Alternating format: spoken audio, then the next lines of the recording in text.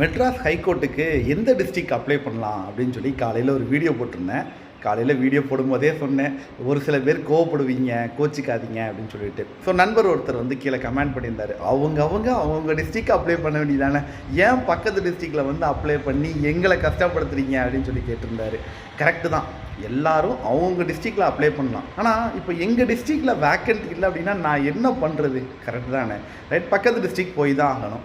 சரி, 2 டிஸ்ட்ரிக்டில் எந்த டிஸ்ட்ரிக்ட் போகிறது பெஸ்ட் அப்படின்றத யோசித்து நம்ம அப்ளை பண்ணலாம் அப்படின்றதுக்காக தான் அப்படி ஒரு கிளாரிஃபிகேஷன் கொடுத்தேன்.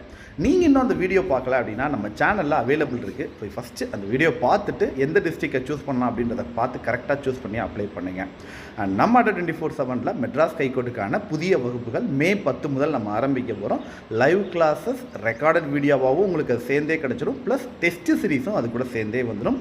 Y249 அப்படின்ற கூப்பன் கூட யூஸ் பண்ணி கிளாஸஸில் ஜாயின் பண்ணிக்கோங்க.